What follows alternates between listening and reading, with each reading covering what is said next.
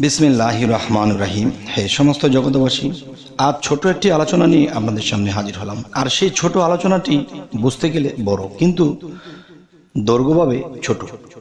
আচ্ছা, তো সেটি হলো, দেখুন যে মানুষ অতিরিক্ত পাপ করে যখন নিজের বিবেকের ধাক্কা লাগে, তখন সে পাপের তাড়না সে কাঁদে।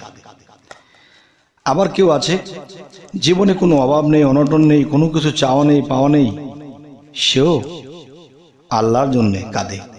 তার জীবনে তেমন কোনো পাপ নেই, তবু সে কাঁদে। আবার কোনো ব্যক্তি আছে, সে তাকে কাঁদতে দেখা যায় না, তাকে কাঁদতে দেখা যায় না, কিন্তু তার ভিতরে আগুন আগুন আছে তার ভিতরে। সে আগুনটি কিসের? সেই আগুনটি হলো, জগতে চলে ফেরে খায় স্বাভাবিকভাবে, কারোটা মেরে খায় না, কাউকে কষ্ট দেয় না, কারোর সাথে মিথ্যা বলে না, কিন্তু তার জীবনে দেখা গেছে সে না খেয়ে থাকবে, ঋণ করেনি, পারলে কাউকে সাহায্য করেছে, কারো ক্ষতি করেনি, কিন্তু সে আল্লাহর জন্য কখনো কাঁদতে দেখা যায়নি।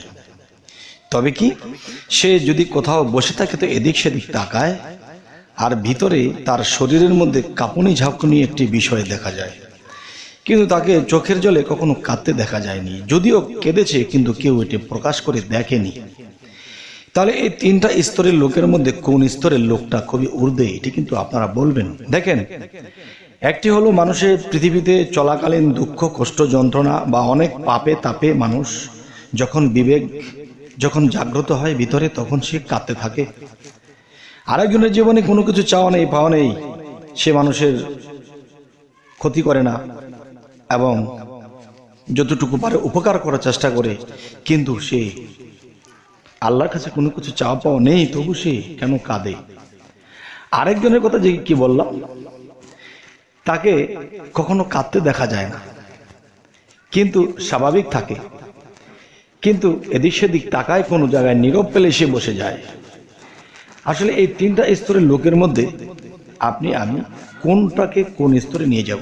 দেখুন, যারা জীবনে বহু পাপ করেছে তারাই কিন্তু রহমান নামের দোহাই দিয়ে আল্লাহর কাছে ক্ষমা চেয়ে নিচ্ছে। আর রহমান নামে আল্লাহ ক্ষমা করে থাকেন। এই নামে ক্ষমা না করলে আল্লাহর নাম কলঙ্ক হয়, তাই এই নামে আল্লাহ ক্ষমা করে থাকেন। যাই হোক, আরো একটি বিষয়, যে তার জীবনে তেমন কোনো চাওয়া পাওয়া নেই, সে তেমন একটা পাপও করেনি, সে কাঁদে আর কাঁদে। এই লোকটা স্তরটা কি? এই লোকটার স্তর হলো, সে কখনো দেখা যায় যে ভালো একটা কিছু করতে গেলেও যদি একটু হোঁচট খায়, তো ভাবে না জানি আমার কি পাপ হয়ে গেল, না জানি আমার কি পাপ হয়ে গেল। সে আছে এই স্তরটায় যে আল্লাহ তাকে গুনাহ পাপ দেবে, এই স্তরটায় সে আছে। আরেকটা স্তর আছে, সে দুনিয়ায় থেকেই তার সাথে বিলীন হয়ে গেছে, দুনিয়াতে থেকে সে তার সাথে বিলীন হয়ে গেছে, যে এত সাধনা করেছে যে জীবনের আগে পিছে হয়তো অনেক কেঁদেছে, কিন্তু এখনকার যে জীবনটা কাটাচ্ছে সে, তার মধ্যে চোখে পানি নেই, কিন্তু স্বাভাবিক থাকে, মুখের মধ্যে হালকা বা মুচকি হাসি থাকে, কিন্তু সে কখনো কাঁদতে দেখা যায় না। আর যদিও কাঁদে, সেটা কেউ দেখে না। তাহলে আমি বলবো কি, যে প্রথম স্তরের যে লোকটি, সেই লোকটি তো পাপের জন্যই কেঁদেছে, তার বিবেক জাগ্রত হয়েছে বলে। আরেকটি লোক দুনিয়া ও আখেরাত, আল্লাহর বেহেশত দুজক কোনো কিছু চাওয়া পাওয়া নেই, তারপরও সে কিন্তু কাঁদে। দুনিয়ার কোনো অভাবও নেই, তবু সে কাঁদে। সে কেন কাঁদে? তাকে পাইবার জন্য কাঁদে। আচ্ছা, তৃতীয় স্তরের যে লোকটি, তার মুখে মিষ্টি দেখা যায় সবসময়, যেমন মিষ্টি মুচকি হাসি দিয়ে থাকে, চাওয়া নেই, পাওয়া নেই, খাওয়া নেই, যেখানে রাত সেখানে কাঁদ, কিন্তু তাকে কষ্ট দিলে তার কষ্ট লাগে না, কিন্তু সে নীরব যদি পায় তাহলে সেখানে বসে থাকে, আর এদিক সেদিক চায়, আর সেটা কি যেন দেখতে পায়।